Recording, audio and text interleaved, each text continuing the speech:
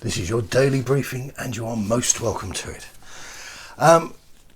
Christian Romano's a done deal. Except the sources aren't brilliant.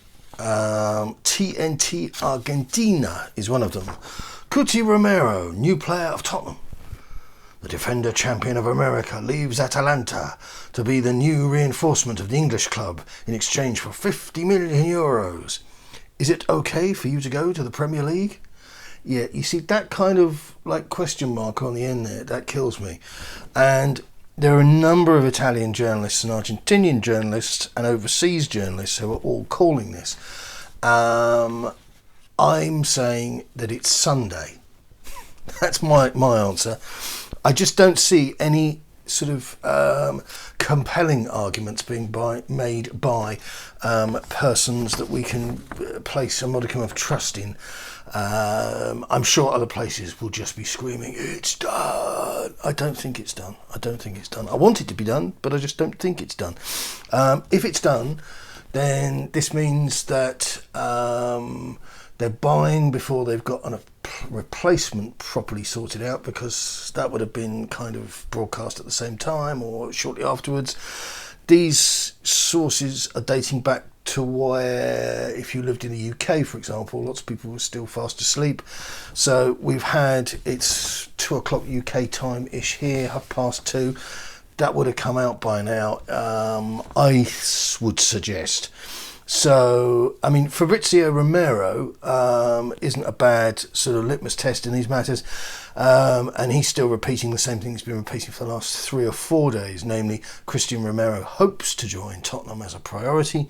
He's pushing directly with the club. There's nothing with Barcelona, which was always an absolute flim-flam, because the threat was only for like a swap or a loan or something, one of those sort of twofer, a bundle deal. There was never any talk of cash with Barcelona, and I think all of us know that they don't have any money really right now. They've just restructured some colossal debts, and a bit like Tottenham, the idea that they're going to go in heavy in a transfer market, not really, And he finishes with Romero's wishes to join Spurs. Tense situation between clubs to be resolved soon. I hope so. I hope it's soon. 2 weeks to go until we start playing in the Premier League. I'll just leave that with you. I don't know if any out there knows Daniel Levy. You might want to give him a nudge on that. More good news. Well, in tongue-in-cheek, Marca in Spain are citing Davinson Sanchez's agent, who says, I have spoken to the people of Sevilla, but at the moment they have a full squad. I think you're going to hear a little bit more of that, my mate. If any transfer happens on their part, those rumours could be true, but specifically there is nothing, just conversations. I think that's what we call an absolute no-show. I can't see anybody touching him. It would be lovely if we could shift him to somebody overseas. I can't see anybody in their right mind in the Premier League taking him, and I don't mean that in an offensive way to anybody, but I just think he might fit in better with some other European systems. That's the nicest way I can tell you that. Transfers. There's a few worth kind of mentioning, and I won't go through the entire list with you. Leicester. Nobody likes talking about Leicester. They don't really exist. Lots of Spurs fans hold their nose when Leicester's name's mentioned. But Patson Dakar has come from Red Bull Salzburg, 23 million. As we already know, Boubakary Soumaire from Lille, 17 million. And Ryan Bertrand, and I think that's a sound bit of business, on a free from Southampton. Liverpool have obviously got from Leipzig 36 million in for 36 million out for Ibrahima Konate. United have hardly started to click through the gears yet. Obviously Jadon Sancho, 73 million is a big commitment, but otherwise just Tom Heaton from Aston Villa.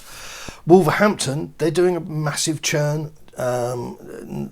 No churn as good as a big churn is what I say, and they've got 5 players out. 5 players in all on undisclosed or free or loan. And it's all about keeping it fresh. If you didn't do well with the same lot last time, what on earth hope do you have of altering the outcome next time? Doesn't make any sense. So you've got to get the players out. Brighton doing a bit of business. They've got 2 or 3 in, including Ben White for a whopping 50 million quid. So let's hope he's good. Goodness me. The semi-retired and Talk Sport presenter Andros Townsend has gone to Everton on a free. And Leeds have added to Jack Harrison, which was undisclosed, from Manchester City, and they've brought in a guy called Junior Firpo from Barcelona, 13 million quid. Brentford have splashed out Christopher Ajer from Celtic, 13.5 million. So there's people making moves. What I haven't bored you with is the sizable list of players that have been let go. Just contracts have been allowed to run out, just no interest. And this is something that Spurs have done a little bit of, and I would have certainly tried to encourage them to do more. The punchline to this particular clip has to be the conversation about Harry Kane, because we're going to come back to it. There's a piece in the Mail this morning saying Harry Kane will tell Tottenham next week that he wants to join Jack Grealish at Manchester City ahead of his expected £100 million move from Aston Villa. England captain to report back to Spurs training base on Monday, which I'd say is probably tomorrow. Kane is that jeopardised by the Grealish deal? 100 million quid for Jack Grealish. Well, let me break it down for you. City have already sold 38 million quid's worth of players, which, if you do, down the pub maths, gives you Jack Grealish for 62 million. I would bite your hand off. I'd build a side around Jack Grealish. I think he's matured wonderfully. I think he's a credit to the game. I think he's clever. He's got a football brain, and I don't see any negatives. I think Jack Grealish is a player that can win you games. And if you have Grealish in your side, you have a distinct advantage over everybody else. That'll be something for the England manager, whoever they are next time around, to perhaps consider, because the Southgate fella made an absolute mess of that one. And in closing news, Mauricio Pochettino insists he never considered leaving PSG this summer. The Argentine dismisses rumours he was set to return to Tottenham and hails a calm relationship with club chief Leonardo after signing another extension to his deal. I'll refer you to my previous remarks. I think that entire story was a hoax.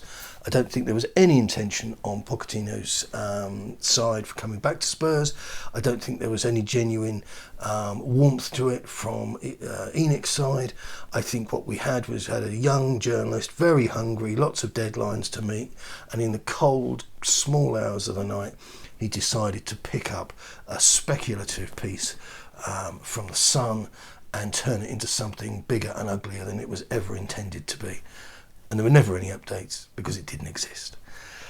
That's your lot for now. I expect, I hope, but I kind of presume that on Monday things are going to, there'll be a touch paper lit and things will start to sort of whiz along. I can't guarantee anything, but that's my sense.